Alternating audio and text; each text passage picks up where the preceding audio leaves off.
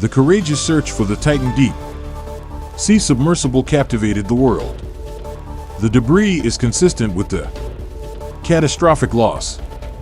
But amidst this shared curiosity, a chilling question arises: what exactly happens to a human body when a submarine implodes? Imagine handing a 5-year-old child an air balloon and asking her to poke it in. An instant it vanishes. The same phenomenon happens in reverse, beneath the ocean, but much more swiftly. To put it simply, no remains are likely to be found, yet the unsettling details behind this grim truth are enough to haunt your dreams. The term catastrophic implosion has gained even more attention since the United States Coast Guard's recent announcement about the ill-fated Titan submersible. Officials involved in the rescue efforts have discovered the debris shedding light on the gravity of the incident.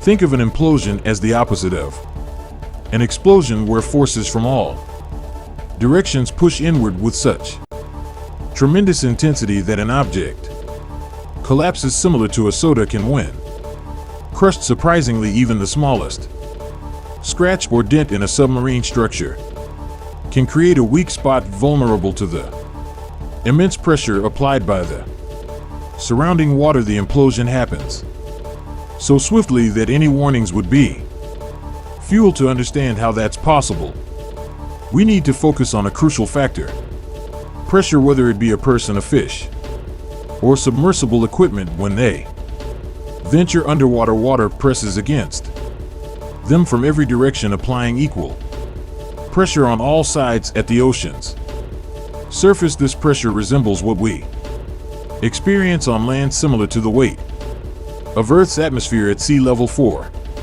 purposes of measuring it, this is called 1 atmosphere. As we ascend to higher elevations, atmospheric pressure decreases because of less air pressing from above. However, as we venture deeper into water, pressure increases. This underwater pressure is called hydrostatic pressure, with hydro meaning water and static referring to a state of rest. The more water lies above, the stronger the force it applies. However, water pushes not only downward, as already mentioned, it applies pressure from all sides, including below.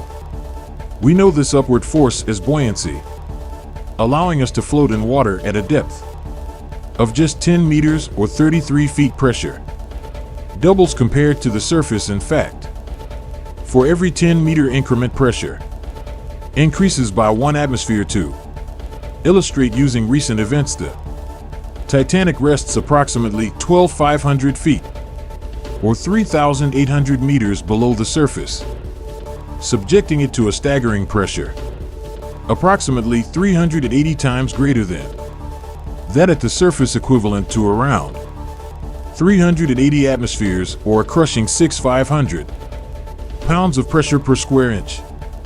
Our human body is not equipped to withstand such extreme pressures, especially when exposed to sudden and drastic changes. Just to give you an idea, our bodies can handle roughly 50 pounds per square inch.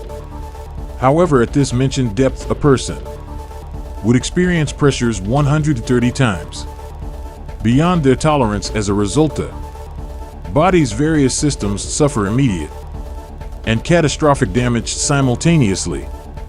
Our lungs and air-filled spaces in the head become prone to collapse instantly, crushing the body. The air in the lungs is instantly compressed to the size of an earbud's case. That's why deep ocean creatures don't have air pockets within their bodies. In essence, your body's systems, respiratory, circulatory, and central nervous, alongside the tissues, would be utterly crushed, disintegrating your body into pieces in an instant. Though the outcome is undeniably tragic, there is a glimmer of insight, according to Dave Corley, a former U.S. nuclear submarine officer. When a submarine's hull collapses, it inwardly moves at an astonishing speed of approximately 1/500 miles per hour or 2,414 kilometers per hour. This is equivalent to 2,200 feet per second or 671 meters per second. Thus, the complete collapse occurs in just 1 millisecond or 1,000th of a second. In comparison, a human brain instinctively responds to a stimulus in roughly 25 milliseconds, while a rational response from sensing to acting typically takes around 150 milliseconds. That's 25 to 150 times slower than the speed of the implosion. Therefore, the unfortunate individuals aboard the Titan could never have comprehended the unfolding events. It happened far too quickly for the brain to make sense or even transmit pain signals. However, there's another crucial aspect to consider. Inside a submarine, the air may contain a concentration of hydrocarbon vapors. When the hull collapses, the air undergoes spontaneous ignition, leading to a subsequent explosion. After the initial rapid implosion, temperatures can soar dramatically. In an instant, the explosion engulfs all the crushed fragments, potentially reducing them to ashes and dust. As unfortunate as it may be, this decomposed matter blending with water becomes part of marine life. That's why experts and researchers well versed in the consequences of catastrophic implosions believe that recovering the remains of a human body becomes an overwhelming challenge. If you like this video, hit that subscribe button now and join our